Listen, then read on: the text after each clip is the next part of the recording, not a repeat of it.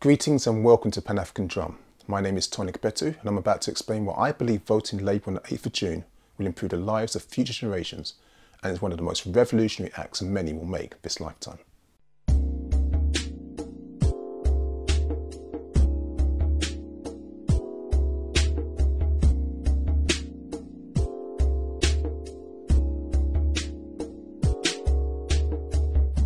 It's impossible to ignore the upcoming general election taking place on the 8th of June, especially now that the Conservatives have formally merged with UKIP to become one of Britain's largest ever anti-immigrant and anti-working class parties in British history.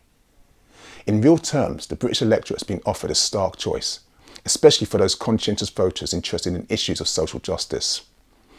The first option is to keep everything the same, either don't vote or support the current Conservative UKIP coalition. Remember, this is a government which in under 10 years removed disability payments for vulnerable people, like those with sickle cell, introduced a bedroom tax for people living in rented accommodation. They increased university tuition fees with the help of the Lib Dems.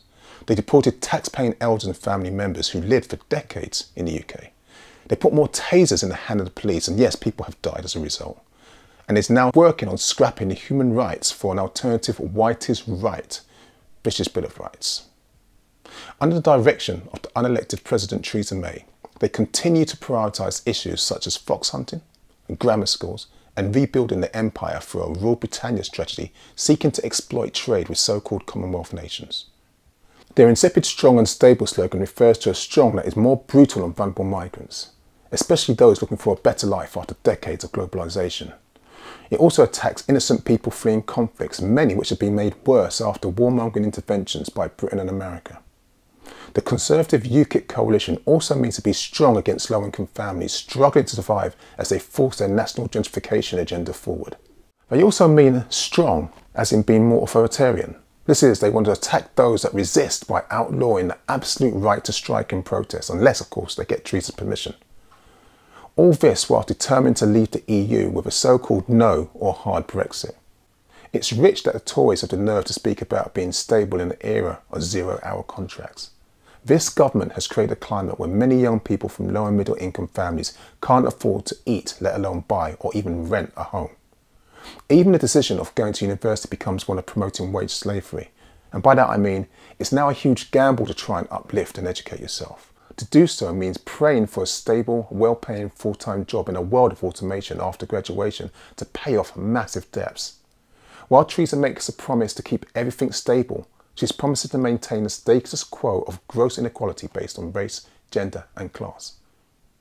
In stark contrast, the Labour Party under the leadership of Jeremy Corbyn offers another way. His double election to leader of the party was a tough battle, but one that inspired millions across the nation. That is, despite the self-inflicted fracas caused by Labour's own old-school parliamentary party. We won't forget, but today the wounds are healing and that's in the past. The 27 Labour manifesto is one of the most progressive I've ever seen from a mainstream party in my life. Whilst it does not promise to introduce a maximum wage or reform the political system or even make reparations for MacArthur, it does pledge to end the Tory nightmare zero-hour contracts and often horrendous working conditions in retail stores like Sports Direct. It outlines a vision to create an innovative national education service which will ultimately lead to better quality education for all, young and old, not just the elite. It also promises an end to university fees for the next generation. These commitments, alongside Labour's plans to invest in affordable housing and healthcare, gives me hope there will be a positive future for all our children. As a father, I am angry at watching my young ones stressed out about exams and fearful that their lives will be over if they don't get what Theresa May, David Cameron and Michael Gove decided would be good grades in their kind of topics. They are being robbed of their right to a positive, aspirational childhood whilst the government attempts to mould them into debt-ridden, authority-fearing young adults. But innovation comes from imagination.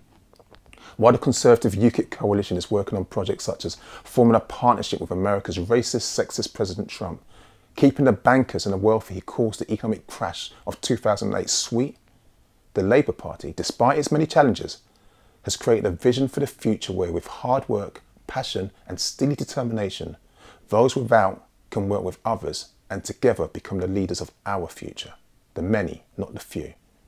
But for this to happen, first requires weeks of hard work. The Conservative UKIP coalition will spend hundreds of thousands using their powerful media channels to argue that Labour is being unrealistic, shambolic, too idealistic. But don't be confused by their mind games designed to make you feel stupid. You need to remember that governments have always found money for wars. They have always found money to bail out big corporations owned by their family and friends that they describe as too big to fail, not us. Corbyn is letting us know that this time, under his leadership, the Labour Party is prioritising society itself as too big to fail. He's rightly saying that we have the means to address the chaotic means in homelessness that we all see on the streets. The increase of beggars outside cash points, the increase in over-medication of people with mental health challenges, the growth of food banks and soup kitchens even for those that are overworked on low salaries like nurses and some junior doctors. So as an activist, I'm asking you to join me and distribute related articles, leaflets, share videos, write songs, poetry, short stories, draw cartoons, anything that simply explains these words to all those that need to hear this message. Too many of us just don't do politics, but that's sometimes because we don't understand it. But if you do, then it's your responsibility to do something. To your family, your friends, your colleagues. If you get what's at stake and agree with what I'm saying, then it's up to you to at least try to explain why this matter is so important to them. Don't get caught up in arguments by those who want to cause more division, more poverty. Remember, the Conservative UKIP coalition who backed Trump wanted a National Front in France to win. You're not going to be able to convince people like that to do the right thing, so don't waste your energy. If you can convince 10 people to vote Labour and they convince another 10 and they convince another 10 and so on, we'll win.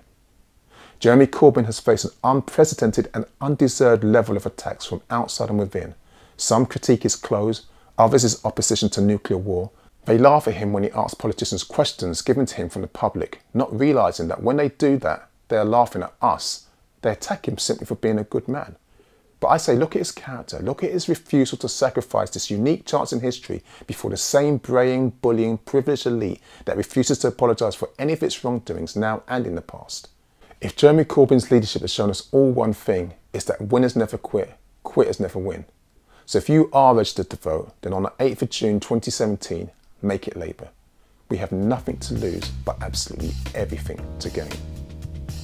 May the ancestors continue to guide and protect us.